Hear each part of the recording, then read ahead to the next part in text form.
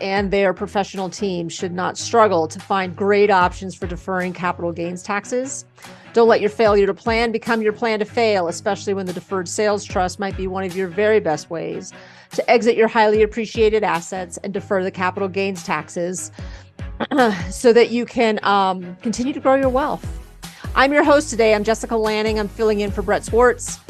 Each episode, we are joined by some of the leading wealth advisors, business and real estate experts, and leadership specialists so that they can share their ideas, tell their deal stories, and share their inspiration. So together we can make complex tax deferral strategies simple and passive income plans achievable. Our next guest leveraged a Bachelor of Science degree from UCLA and highest accolades in his sales career for LoopNet CoStar to buy his first property and learn the power of passive investing and building long-term wealth through real estate. Now he uses real estate syndication to help investors achieve financial freedom. As an immigrant from Taiwan, he is motivated to take care of his family and give back to those who helped him along the way. Please welcome Jim Lee of Formosa Investing to the podcast. Welcome, Jim. Good to have you here. Thanks for having me on the show, Jessica. Yeah, you're so welcome. So why don't you, let's let the audience get to know you a little bit. Please tell us a little bit about your story and your current focus. Yeah, sure. Just like as you described, I graduated from UCLA back in 2010 with an economics degree.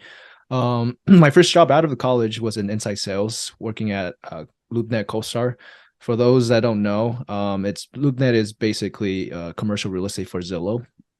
Zillow for commercial real estate.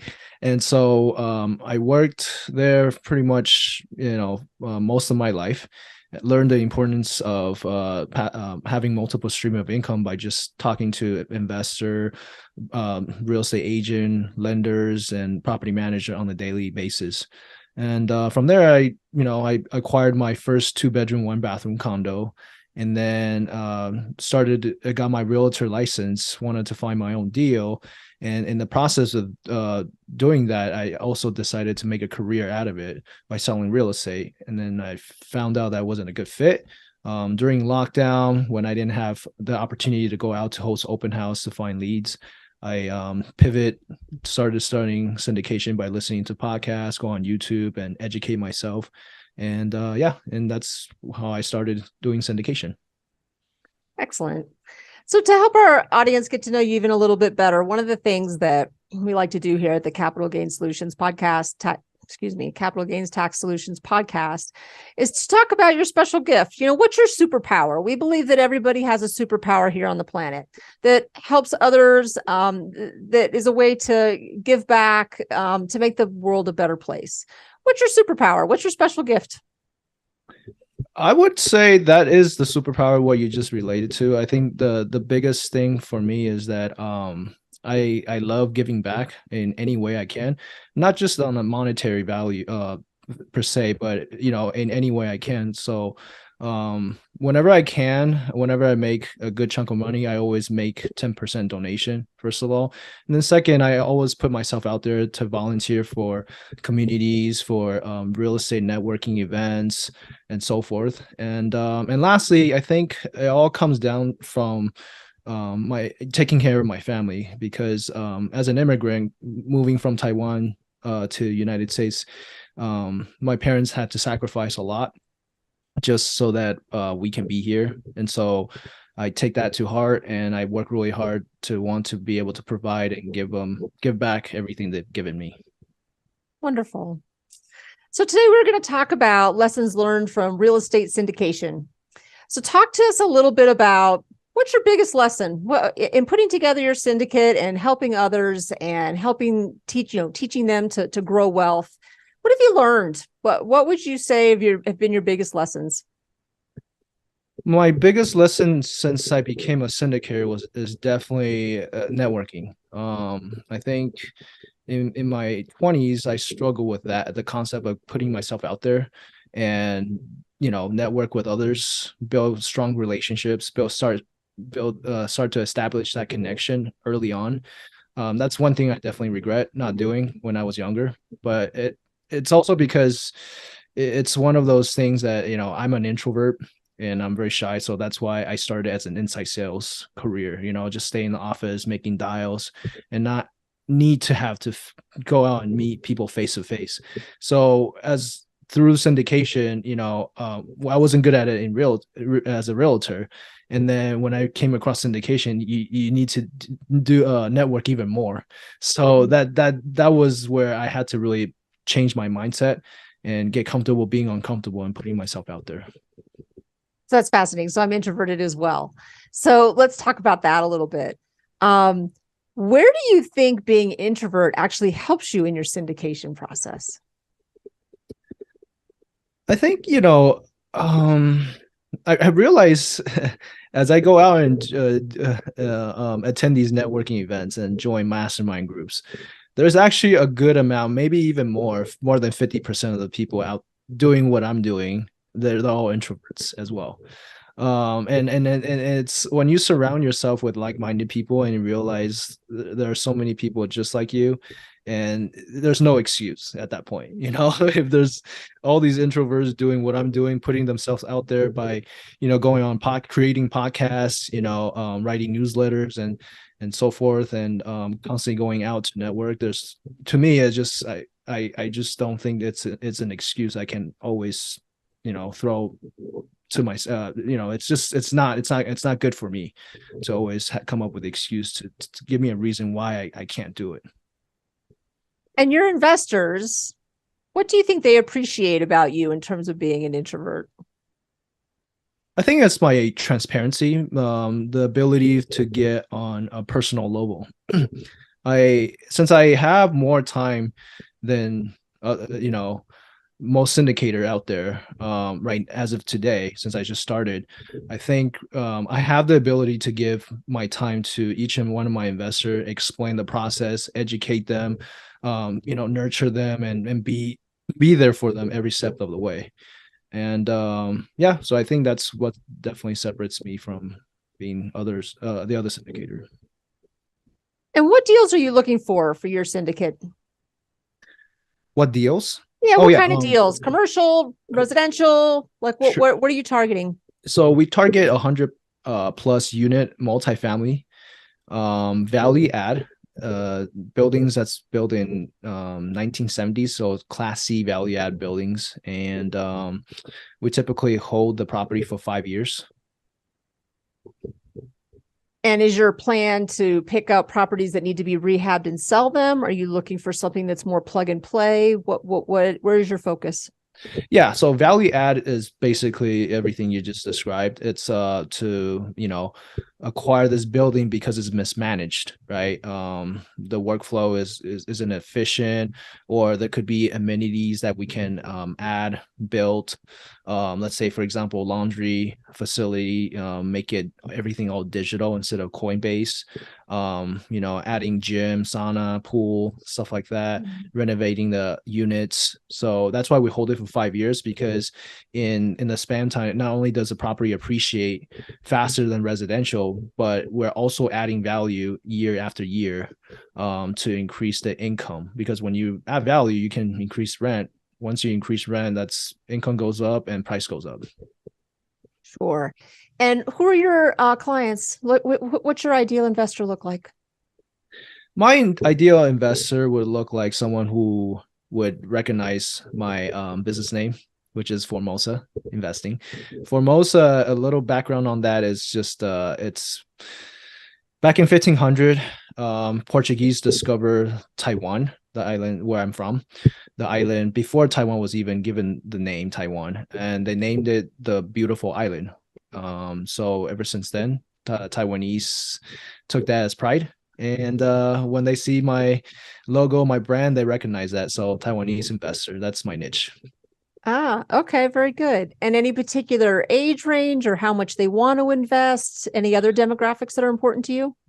Yeah, the age range is anywhere between 30 to 50. I think that's definitely my avatar. And it doesn't, to me, there's not a set a way to make money. I mean, I've gotten business owners who invest in my deals. I've gotten engineers, doctors. So it just they all come from different sorts of background. I just created this brand, this logo, just so that I can focus on my niche to get more people to relate to where I'm from, where I come, what I do, and it's just easier for them to build on an audience. Yeah, that's great. I did not know that about Taiwan and Formosa. That's terrific. Mhm. So what happens at the end of the 5 years? What do you plan to do with the properties that you acquire? We tend to sell it. So the way how it works is that the business plan, the way how we project our performa is you get 8% preferred cash on cash. I'm just giving you an example. And then you typically get 2x equity multiple at the end of 5 years. So what that means is that each year, if you invest 100,000, you'll get 8,000 passive income.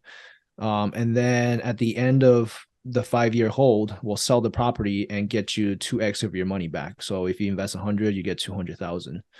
So you can look at roughly 28% return every year.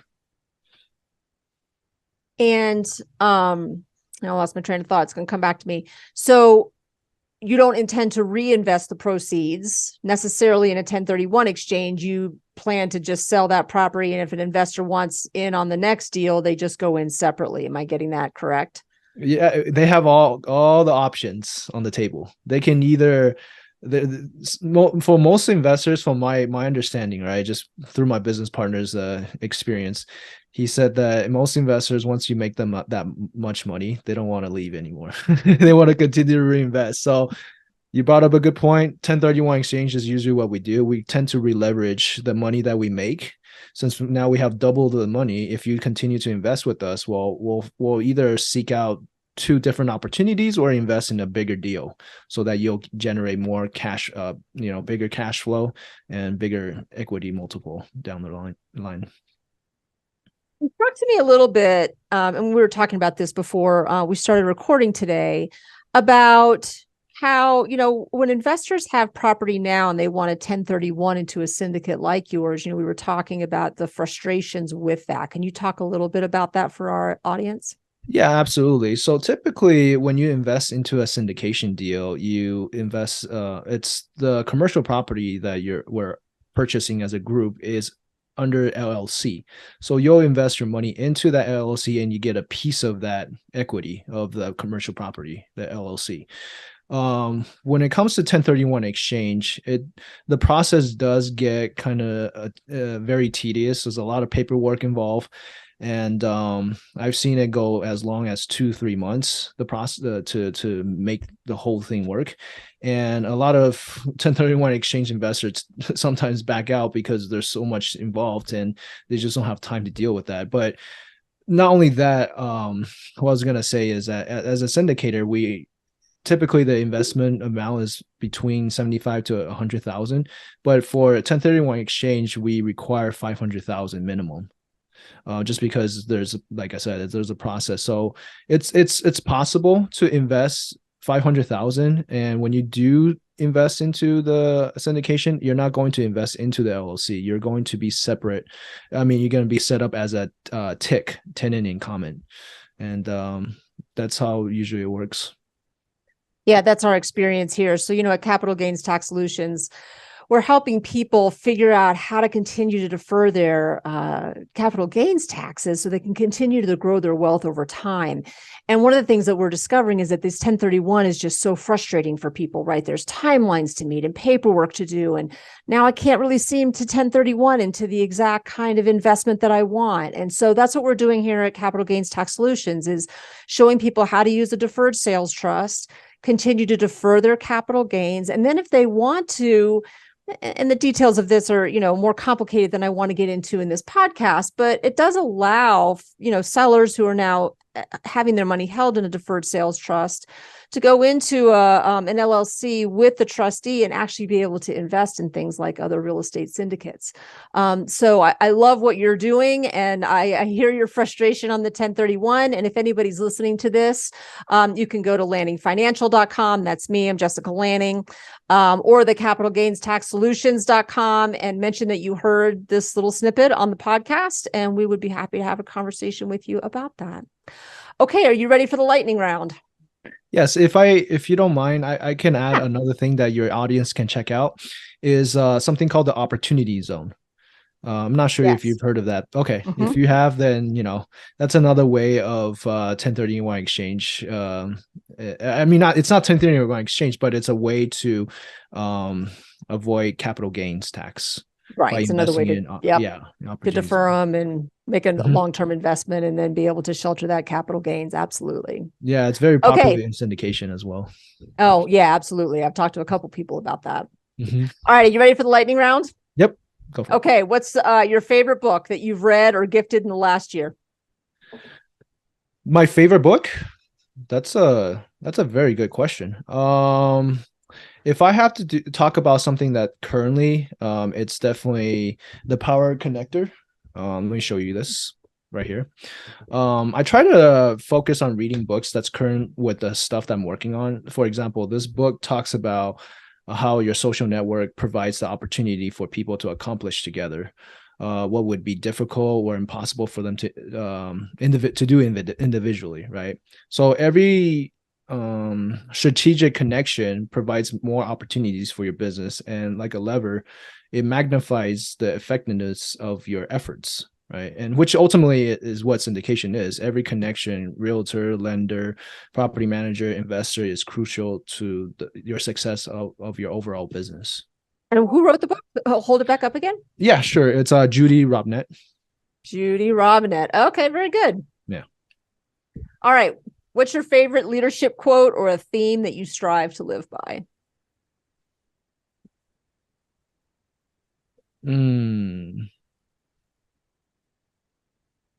I guess like one of my favorite quote would be from what I saw at UCLA in a gymnasium.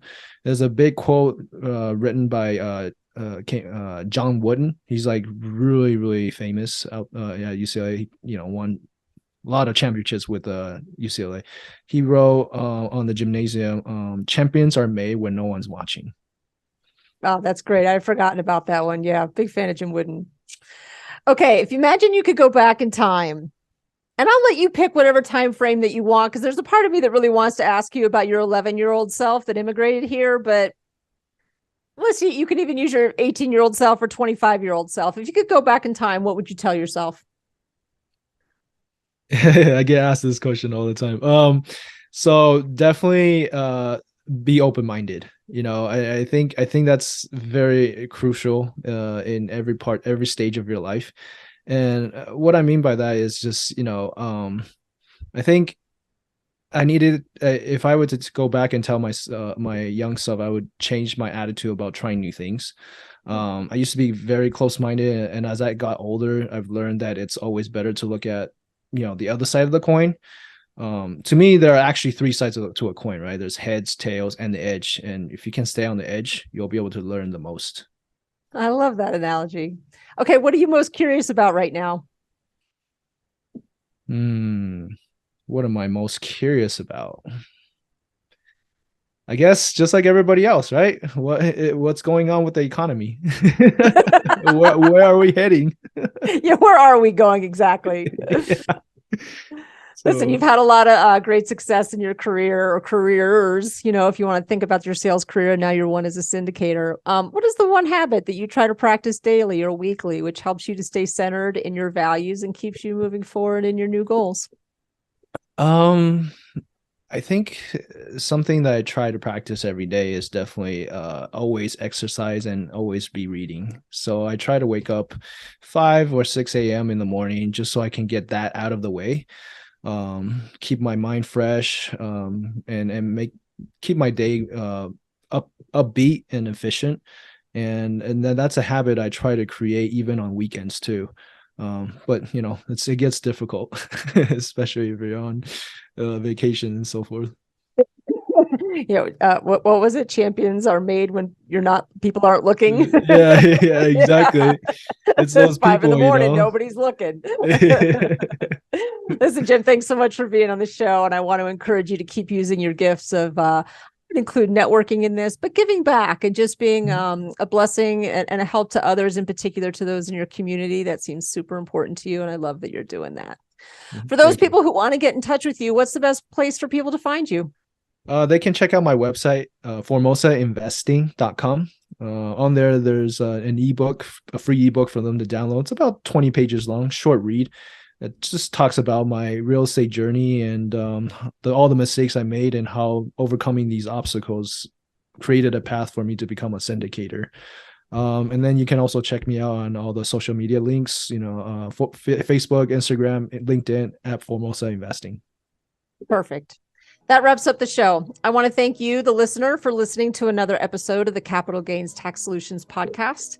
We believe that high net worth individuals and their professional teams shouldn't struggle to find great options for deferring capital gains taxes. Don't let your failure to plan become your plan to fail, especially when the Deferred Sales Trust might be your very best way to exit your highly appreciated assets and defer capital gains taxes so that you can continue to grow your wealth. Please rate, review, and subscribe, and come back and listen to us next time. Thanks again, Jim, for being on the show.